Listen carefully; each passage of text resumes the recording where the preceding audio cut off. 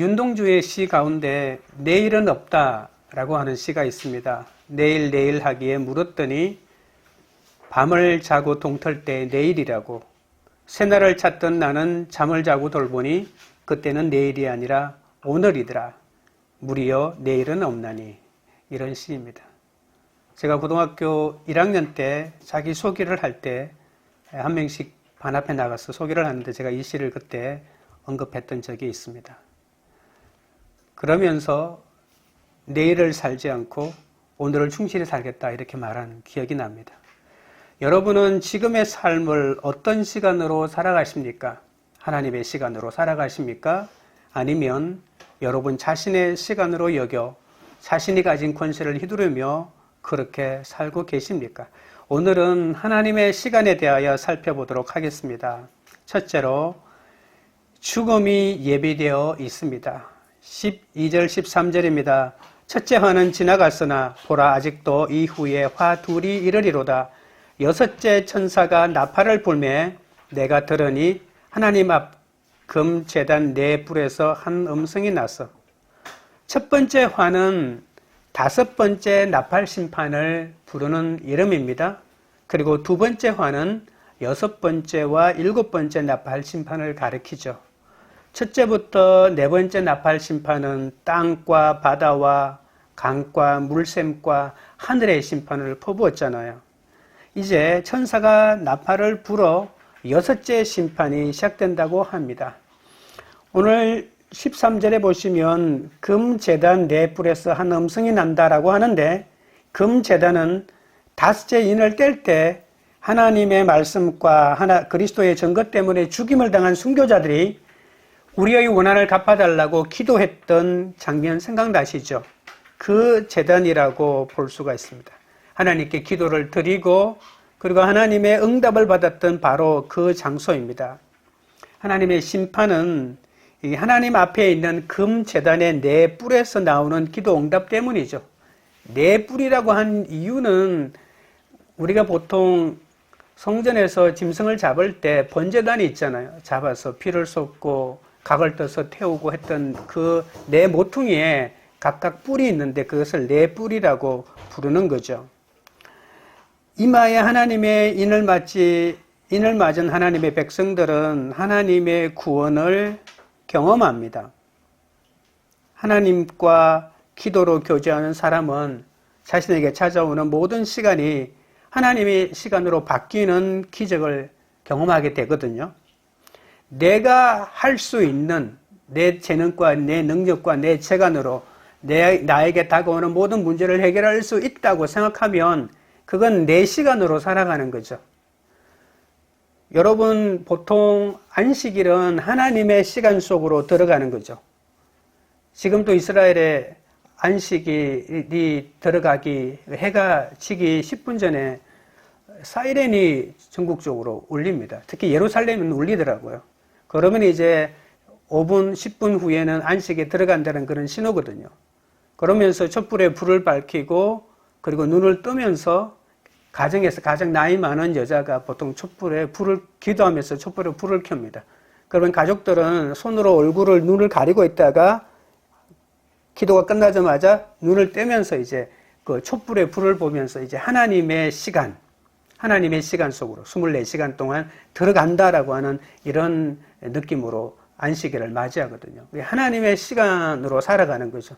6일 동안은 내 시간으로 살아갔다가 이 안식일에는 하나님의 시간 속으로 들어가서 모든 것을 내려놓고 안식을 누리고 하나님의 평화를 경험하는 그런 시간이죠.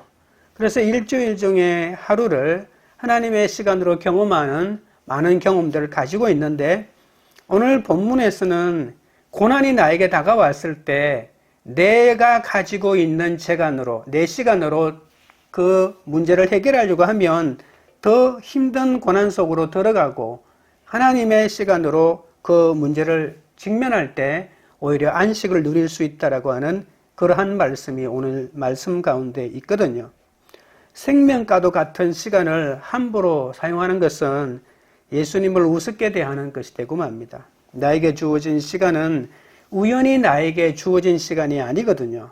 그러니까 하루하루를 사명의 시간으로 삼고 살아가면 재난을 당해도 그 재난 가운데서 구원을 경험할 수가 있습니다. 14절입니다. 나팔 가진 여섯째 천사에게 말하기를 큰 강 유브라데에 결박한 네 천사를 놓아주라 하며, 큰 강 유브라데는 구약에서는 약속의 땅인 가나안 동쪽 경계입니다.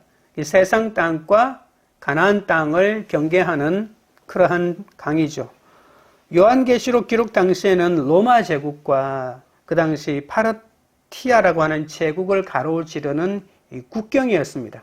파르티아라고 하는 제국은 주전 53년과 그리고 추후 62년에 로마 군대를 이기고 로마를 침략한 적도 있습니다. 그래서 이 제국은 호시탐탐 로마를 침략할 기회를 노리고 있는 그런 나라고, 그 나라와 이렇게 강을 사이에 두고 대적하고 있는 그런 형국이죠. 그래서 유브라데 강은 두 나라의 전쟁을 제어하는 역할을 할 뿐만이 아니라 전쟁을 상징하는 강의 이름이기도 합니다. 아수르나 바벨론이나 유브라데에서 일어났던 많은 나라들은 완악한 이스라엘의 잘못을 꾸짖기 위해서, 경고하기 위해서, 책망하기 위해서 사용하신 하나님의 도구였거든요. 예레미야에 보면 아주 극명하게 드러납니다. 하나님은 바벨론이라고 하는 막대기를 통해서 이스라엘이라고 하는 나라를 치거든요. 하나님의 말씀에 어긋났을 때. 여러분, 우리도 마찬가지입니다. 하나님을 믿지 않는 사람들의 몽둥이를 통해서 하나님을 믿는 사람들을 하나님이 경고하거나 벌 줄 때도 있지 않습니까? 그때 이렇게 말하죠. 왜 믿지 않는 사람들을 통해서 우리를 힘들게 하냐고. 하지만 그것이 하나님의 방법입니다. 고난 중에서도 하나님의 백성으로 살아갈 것인가, 아니면 사탄의 백성으로 살아갈 것인가 라고 하는 것을 구분하는 것이 바로 이 유브라데 강이라고 말할 수 있거든요. 그래서 하나님은 이 큰 강 유브라데에 결박한 네 천사가 있다고 했죠. 바람이 불면 이 바벨론의 북쪽에 있는 나라가 끊임없이 약속의 땅으로 넘어 들어오는데, 하나님께서 네 천사가 바람을 불지 못하도록 잡아두고 있다고 하는 것을 우리가 7장에서 살펴보았지 않습니까? 하나님의 인 맞을 백성이 모두 인을 맞을 때까지 바람이 불지 못하도록 네 천사를 결박해 놓았다고 말하고 있습니다. 네 천사가 결박해 있던 유브라데 강은 영적으로는 하나님의 백성과 이 사탄의 경계를 의미합니다. 이 경계에서 죽음이 예비된 자로 살면서도 하나님께 돌이키지 않으면 죽음을 맞이할 수밖에 없겠죠. 여러분, 인간은 죽음이 예비되어 있다는 것을 알아야 합니다. 하나님의 시간을 인식하는 사람은 내 삶이 내가 하나님이 되어 영원토록 살 수 있는 그런 무한대의 시간을 가진 존재가 아니라 언젠가 내가 하나님의 말씀을 대로 살지 않으면 내 앞에 죽음이 예비되어 있다는 것을 인식하며 살아야 한다는 것입니다. 15절입니다. 네 천사가 놓였으니 그들은 그 년 월 일시에 이르러 사람 3분의 1을 죽이기로 준비된 자들이더라. 7장에서 주님은 네 천사가 땅 네 모퉁이에서 사방의 바람을 붙잡아 불지 못하게 한다고 하셨잖아요. 그런데 이번에는 유브라데에 결박한 네 천사를 풀어서 불과 연기와 유황으로 황충 재앙에 순종하지 않은 사람 3분의 1을 죽이기로 작정하셨다고 합니다. 결박되었다가 풀려난 네 천사는 타락한 천사들이라고 볼 수가 있겠죠. 타락한 천사라 할지라도 하나님의 명령에 따라 심판을 수행하고 있는 수종들은 존재라고 할 수가 있습니다. 하나님은 때때로는요, 사탄의 꾀임을 빠져서 스승을 속였던 가룟 유다를 통해서 당신의 일을 이루어 나가기도 하잖아요. 하나님은 악을 통해서 당신의 뜻을 이루지는 않습니다. 하지만 하나님의 사람들이 악을 저지를 때 그 악이 하나님의 손에서 하나님의 역사를 이루는 방편으로 활용되기도 한다는 사실입니다.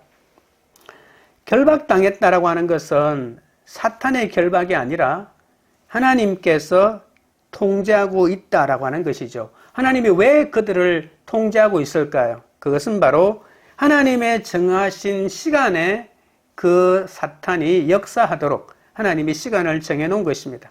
15절에 다시 보십시오. 그 년, 월, 일, 시, 연과 월과 일과 시가 있다는 것입니다. 무슨 시간요?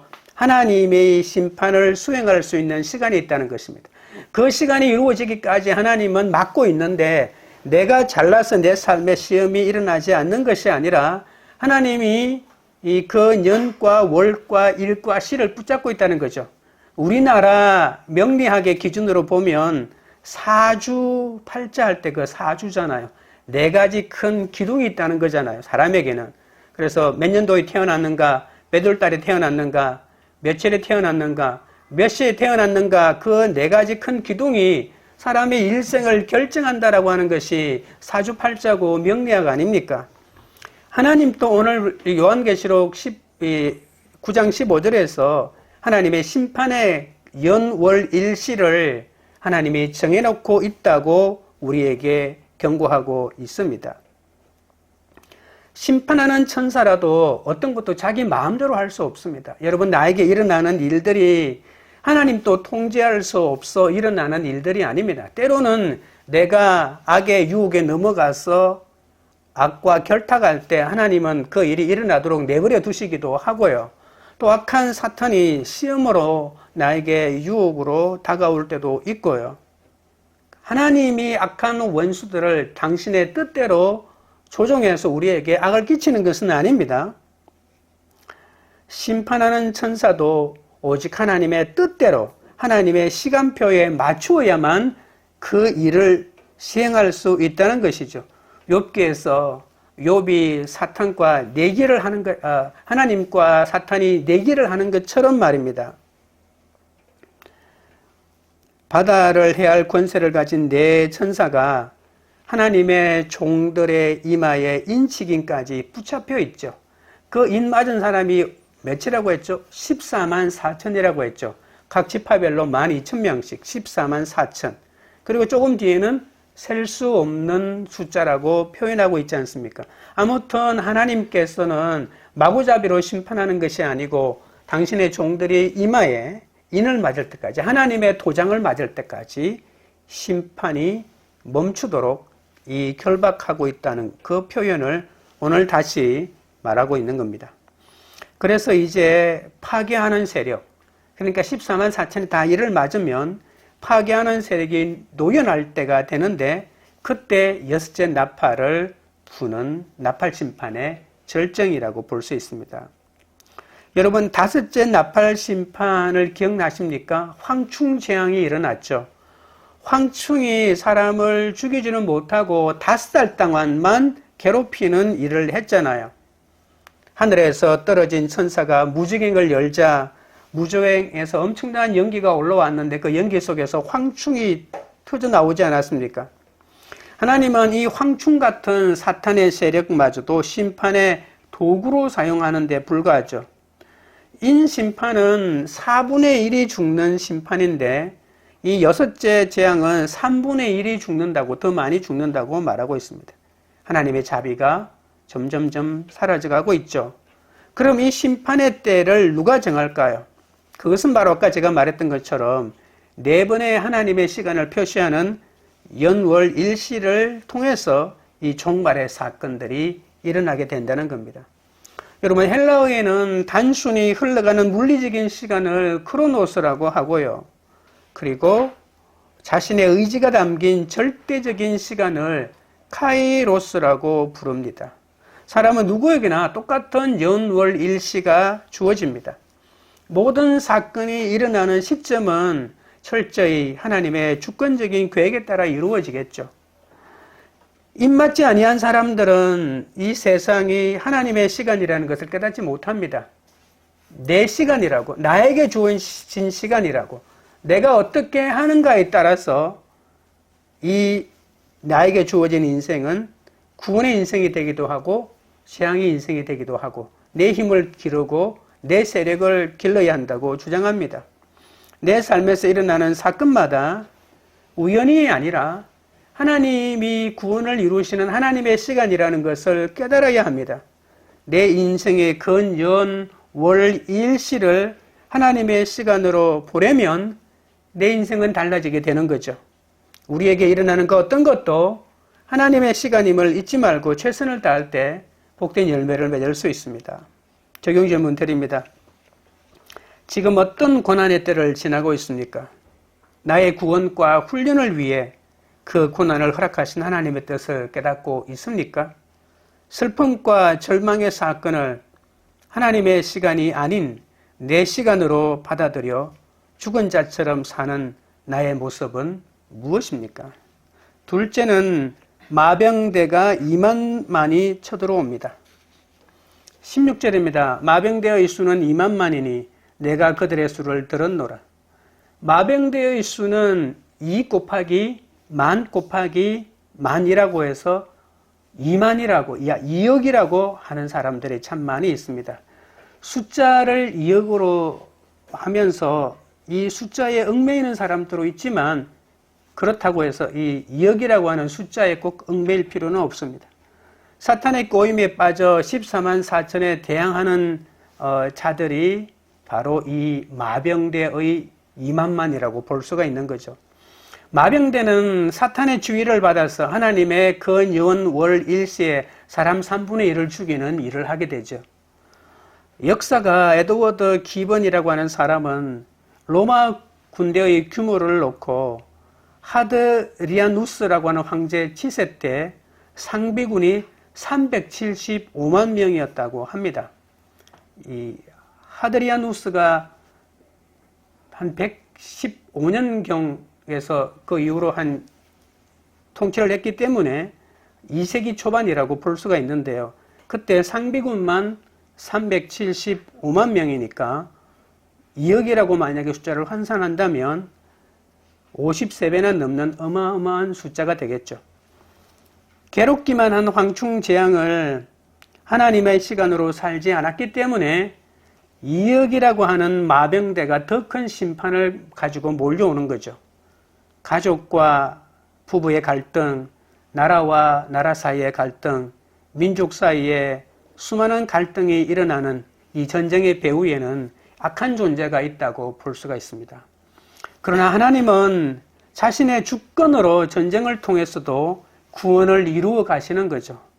사탄이 전쟁을 일으켰지만 하나님은 이 모든 것을 합력하여 선을 이루듯이 당신의 구원을 이루는 또 당신의 뜻을 이루는 것으로 이루어 가기도 하신다는 겁니다. 나를 훈련하고 나를 사명으로 인도하기 위해서 하나님은 위에 있는 권세를 결박하기도 하고 풀어놓기도 한다는 겁니다. 내가 원하는 때에 그것이 이루어지지 않고 하나님의 정하신 때에 그것이 이루어진다는 것을 잊지 마셔야 합니다. 내가 어떤 권세 아래 놓였건 나에게 일어나는 모든 사건을 하나님의 시간으로 맞이할 수 있는 각오를 해야 합니다.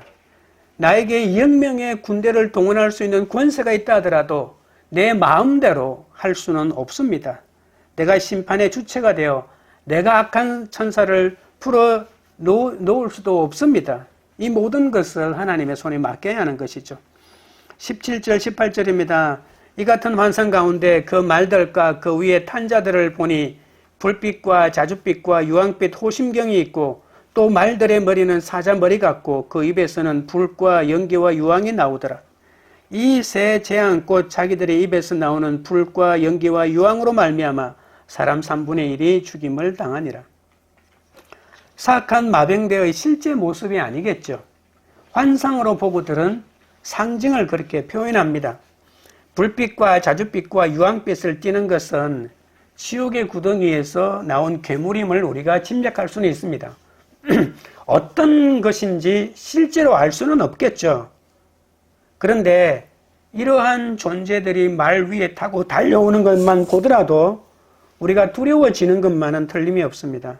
어떤 사람들은 현대의 대량 살상 무기처럼 보인다고 하고 핵전쟁에 사용할 수 있는 그런 무기라고 말하는 사람들도 있습니다. 아무튼 사자 머리 같은 말의 입에서 불도 나오고 연기도 나오고 유황도 나와서 사람을 죽이고 사람을 심판으로 몰아간다고 표현하고 있기 때문에 3차 세계대전이 일어났다, 핵전쟁이 일어났다, 현대 살상 무기가 지금 등장된 것이다, 그렇게 말하는 사람도 있습니다. 하지만 문자적으로 볼 필요는 없습니다. 불신앙의 사상으로 사람을 지배하는 것으로도 읽어낼 수가 있습니다. 하나님의 인침을 받은 성도의 상징인 이 14만 4천에 비해서 마귀 군대의 2억 명을 비교하면 14만 4천은 너무 초라하게 보일 수도 있겠죠. 마병대의 불과 연기와 유황 재앙이 너무 두려워서 어쩔 줄 모르기도 합니다. 내가 예수를 믿으면서 나는 14만 4천인데 2억 명이나 쳐들어 온다니 이럴 수가 있습니까? 라고 이렇게 말할 수도 있겠죠. 세상의 찬란한 문명에 비해서 예수 믿는 우리가 너무 찌질하게 보일 때도 있습니다. 괴로움의 끝에서 하나님을 붙잡지 못하고 그러다가 계속 세상을 따라가는 거죠. 그러다가 오히려 2억이라고 하는 2만만이라고 하는 마병대를 맞이하게 되고 완전한 심판을 당할 수도 있다는 것을 우리가 잊지 말아야 합니다. 믿는 내가 훈련의 양이 충분하지 않기 때문에 하나님께서 힘든 사건을 계속 보낸다는 사실을 기억하십시오. 나에게 다가오는 조그마한 시험들을 내가 잘 견뎌내면 내가 그만큼 강해지고 단단해지고 믿음에 굳게 설 수가 있는 것이죠. 내가 여전히 내 고집을 꺾지 않으니까 아직까지 내 고난이 끝나지 않았고요. 내가 여전히 말씀을 깨닫지 못하여 세상을 따라가니까 내 고난이 계속되고 있다는 사실입니다. 황충의 이빨은 사자의 이빨과 같다고 하는데요. 마병대 말들의 머리도 사자 머리 같다고 합니다.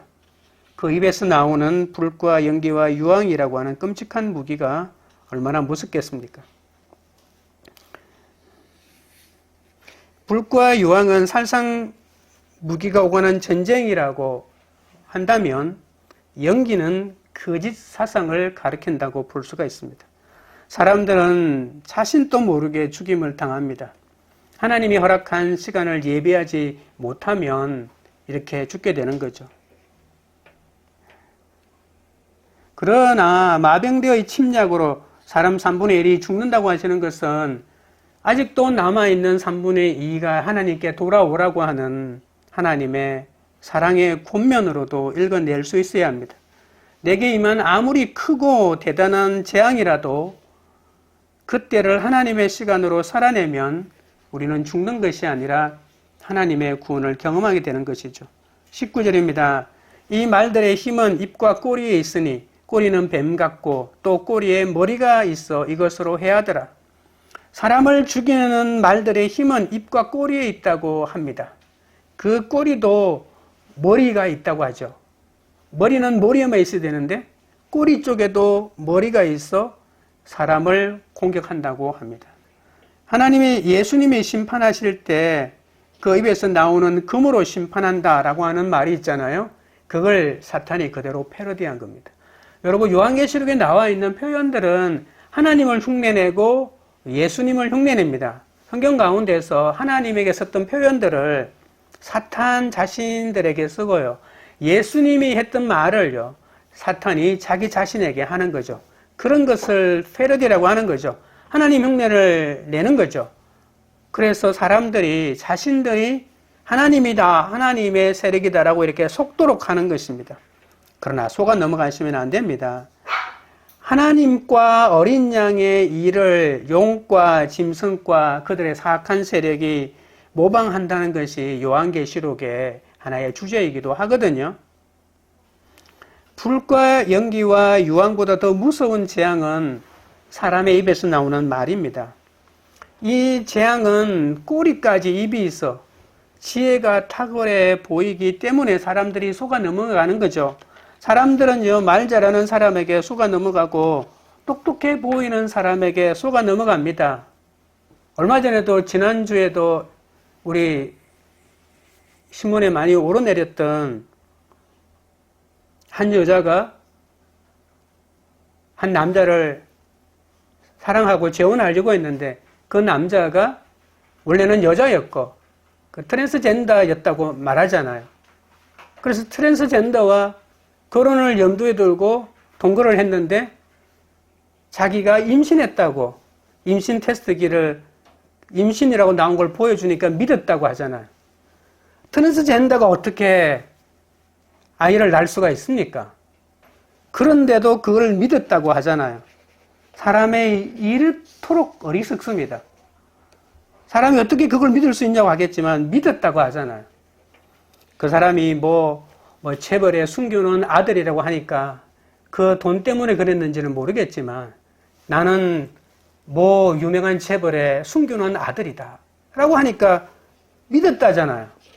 그 돈 때문에 어떤 것이 진리인지 아닌지 분간할 수 있는 힘을 상실하고 말았잖아요. 여러분, 나는 그 순간이 되면 그렇게는 하지 않겠다고 말하겠지만 누가 장담할 수 있겠습니까? 돈 때문에, 권력 때문에 다른 것들을 생각하지 않게 되는 이게 사람의 모습 아니겠습니까? 바리새인들도 예수님을 말의 올무에 걸리게 하려고 칭찬도 하고 아부도 하면서 온갖 시험을 다했잖아요. 그리스도의 입에서 나오는 하나님의 말씀은 자후의 날선 어떤 검보다도 예리하여 사람들을 돌이키게 하지만 사탄의 입에서 나오는 말은 올무에 걸리게 한다는 사실을 알아야 합니다. 그래서 우리가 한자 고사성어에 자가당착이라고 하는 말이 있잖아요. 자기가 스스로 올무에 빠지게 되는 거죠. 뱀의 강교한 지혜와 말로 사람을 해롭게 한 것 기억나십니까? 말로서 한 것입니다. 사람 속에 내면에 들어있는 욕심을 부추기거나 욕망을 부추긴 거죠. 하나님처럼 되고 싶다. 내가 내 모든 것을 결정한다. 선과 악을 하나님이 정해주면 그대로 따르는 것이 아니라 내가 선과 악을 결정하는 고난을 가지고 이 세상을 내 마음대로 살아보고 싶다라고 하는 인간 속에 잠재되어 있는 그 욕망을 사탄이 부추긴 거잖아요. 네가 이 선악과를 먹으면 선과 악을 네가 구분할 수 있다. 네가 하나님이 된다. 이렇게 말입니다. 화려하고 권세에서 보이는 인본주의 그리고 기복적인 세계관을 쫓아가면 너무나도 행복하게 살 수 있다라고 하는 이 유혹에 넘어가서 지혜롭게 할 만큼 탐스러운 그 말과 사상에 유혹되어서 그것대로 살아보다가는 낭패를 당하게 되는 거죠. 사탄은 어떻게 하면 말의 올무에 걸리게 할까를 기회를 엿보고 있기 때문에 잘 분별하지 않으면 큰일 납니다. 신앙이 건강하지 못하면 이 말의 올무에 넘어가는 거죠. 교리도 온전하게 서 있지 못하면 조금만 비튼 이단에 속아 넘어갈 수가 있다는 겁니다. 누군가 나를 욕할 때 잠잠하고 칭찬할 때는 우쭐하지 말고 만의 진위를 잘 살펴봐야겠죠. 그래야만 오해를 줄일 수가 있는 겁니다. 외모로 차별하여 듣고 싶은 말에 안달하면 안 됩니다. 외모로 사람을 판단하는 것은 역사이래로 시작된 것이니까 누가 이것을 멈출 수가 있겠습니까? 사람은 자기 칭찬에 약하기 때문에 칭찬해 주는 사람에 넘어가기 쉽고 조금이라도 반대로 바른 얘기하면 그 사람을 나의 적으로 돌리기도 합니다. 그 기회를 엿보고 있는 사탄의 배후가 있다는 것도 잊지 마셔야 되겠죠. 성도는 전쟁 같은 사건에서 올무에 빠뜨리는 이 아부와 거짓 사상에 미혹되지 않도록 날마다 말씀으로 자신을 돌아보아야 합니다. 적용 질문 드립니다. 가정과 학교 일터에 2억의 마병대가 쳐들어온 사건은 무엇입니까? 사람의 입에서 나오는 말의 힘이 사람을 죽이는데 내 입에서 나오는 말은 사람을 살리는 말입니까? 죽이는 말입니까? 셋째는 끝까지 회개하지 않습니다. 20절입니다. 이 재앙에 죽지 않고 남은 사람들은 손으로 행한 일을 회개하지 아니하고 오히려 여러 귀신과 또는 보거나 듣거나 다니거나 하지 못하는 금은 동과 목석의 우상에게 절하고. 마병대가 쳐들어오는 무서운 재앙에도 3분의 1만 죽임당하기 때문에 아직 살아남은 사람이 있다는 거죠. 하나님의 시간에 순종하지 않으면 심판을 당할 수밖에 없습니다. 하지만 심판을 당해도 끝까지 회개하지 않는다고 말입니다. 황충과 마병대가 몰려오는 이 어마어마한 재앙에서도 여전히 회개하지 않고 살아남는 이들이 하는 일이라는 게 고작 우상에게 절하는 더 큰 죄를 저지르는 거죠. 세상은 어떤 재앙에서도 살아남는 것을 능력이라고 합니다. 무조건 오래 사는 것이 복이라고 생각합니다. 사람들은 그러기 위해서 살아남는다고만 한다면, 더 오래 살기만 한다면 어떤 화려한 금이나 은이나 동의 장신구를 옷에 걸치고 생명 없는 목석에 절하면서 그것을 자신의 교양이라고 자랑합니다. 악한 우상을 의존하지 말고 하루속히 하나님께 돌아오는 것이 심판에 살아남은 자가 해야 될 최고의 삶입니다. 그런데도 불구하고 재앙이 닥쳐도 귀신을 따르고요. 재앙을 닥쳐도 보지도 못하고 듣지도 못하고 다니지도 못하는 금은동과 목석의 우상에게 절하면서 자기 힘으로 문제를 해결하고 있으니 어찌 이들에게 구원이 있겠습니까? 요한계시록을 예언의 책이라고 계속 말하고 있잖아요. 요한계시록 1장과 요한계시록 22장에 보시면 끊임없이 21장에 보시면 끊임없이 예언의 책이라고 계속해서 말하고 있습니다. 예언이라고 하는 것은 빨리 회개하고 하나님께 돌아오라고 하는 내용이잖아요. 요한계시록은 심판을 말하는 것 같지만 제발 하나님께 돌아오라고 하는 사랑의 절규입니다. 사람에게는 관심이 없고 우상에 절하며 화려한 것을 좋아하는 사람들, 좋은 학벌과 좋은 지위와 좋은 권세와 좋은 인품을 갖추고 세상에서 잘 나가기 때문에 이 사람들이 어떻게 하나님을 의지할 수가 있겠습니까? 그들은 하나님의 구원 계획을 모른 채 여전히 기복만 구하고 자신의 아니만을 구하고 있습니다. 그러면서 그 사람들은 사람에 대하여는 무관심합니다. 생명이 없는 화려한 것만 관심이 많고요. 그래서 부자들은 금을 그렇게 좋아하는지도 모르죠. 인생을 허비하는 삶입니다.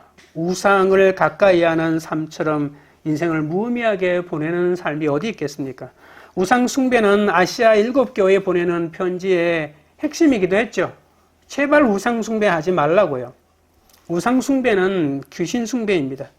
생명도 없고 자기 스스로 아무것도 못하는 존재를 하나님처럼 모시고, 아니 자신에게 복을 줄 수 있는 존재로 모시는 것이 바로 귀신 숭배 아니겠습니까? 사도 바울이 고린도전서 10장 20절에 이런 말 했습니다. 이방인이 제사하는 것은 귀신에게 하는 것이요 하나님께 제사하는 것이 아니다 말입니다.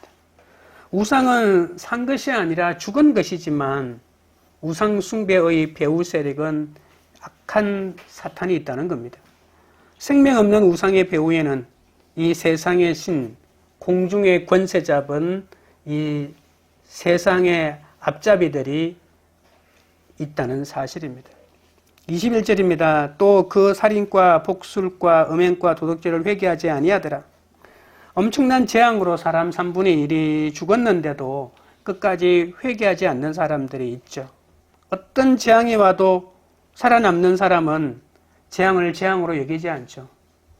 일단은 재앙을 재앙으로 여기고 내 죄가 무엇인지를 살펴야만이 재앙을 오히려 기회로 삼아 하나님께로 나아가는 방편이 될 수 있는데, 재앙을 재앙으로 여기지 않고 재앙을 거쳐왔으면서도 자기가 우상숭배와 복술과 사람을 미워하고 음행과 도둑질 때문에 심판당했는데도 그 일을 계속하니까 더 큰 심판이 그들에게 기다릴 뿐이겠죠. 그들은 마음속에 있는 미움을 버리지 못합니다. 마음으로 살인하고 우상의 힘으로 점을 치고 그리고 자신의 욕망을 위해서 음행을 합니다. 비판적인 사람보다 낙관적인 사람이 더 예수 믿기 어렵다는 거 기억하십니까? 사람 죽임을 당하지 않는 남은 사람들은 회개를 거부하고 오히려 그들을 괴롭히고 죽인 마귀를 더 우상으로 숨기고 따라가고 있으니 하나님 입장에서는 도대체 이들을 어떻게 해야 돌이킬 수가 있겠습니까? 아무리 심판을 퍼부어도 회개해야 되는데 회개가 아니라 그들이 점점 더 하나님을 멀리가고 우상을 숨기고 있으니 말입니다. 하나님이 회개하라고 주시는 고난에도 하나님을 인정하지 않고 힘써 자기 의를 세우려고 하나님의 의에 복종하지 않으니 그들을 구원할 수 있는 능력이 누구에게 있겠습니까? 다른 사람의 물질과 시간, 권세와 사랑을 빼앗기 위해서 엄행하고 무정한 마음으로 다른 사람을 짓밟고 일어나는 것만이 자신의 유일한 가치관으로 삼고 있는 이들이 어떻게 죄로부터 돌아올 수가 있겠습니까? 그들은 하나님이 주신 시간과 재물을 마음대로 쓰면서 결국은 도둑질까지 하게 됩니다.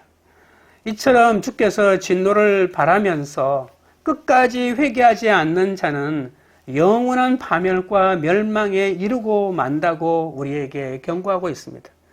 이 본문에 기록된 사람은 그렇다 치더라도 이 본문에 있는 것들을 읽고 듣고 하는 우리들은 어떻게 해야 될까요?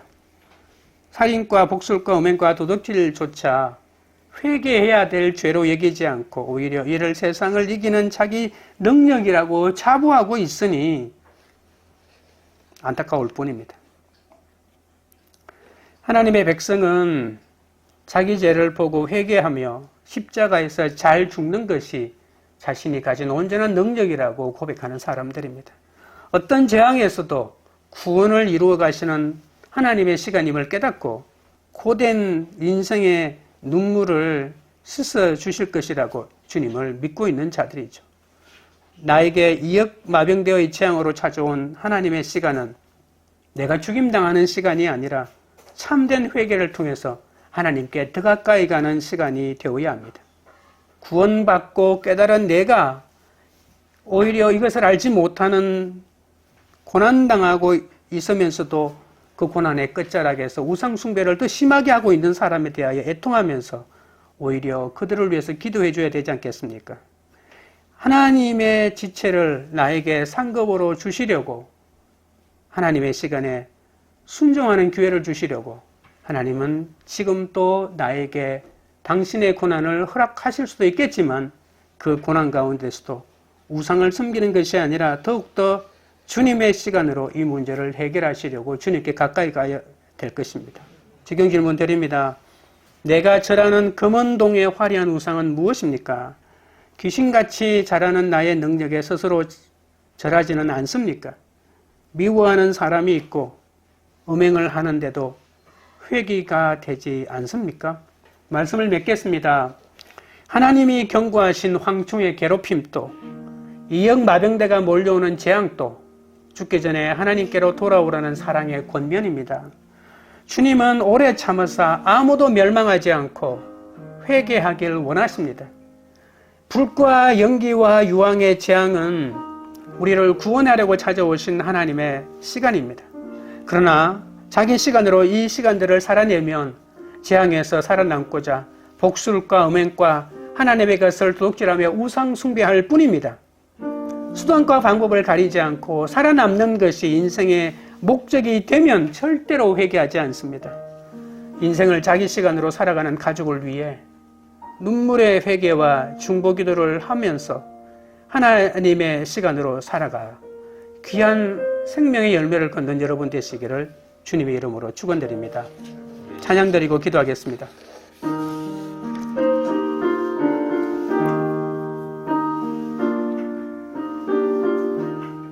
내 주의 보혈은 정하고 정하다. 내 죄를 정케 하신 주 날 오라 하신다.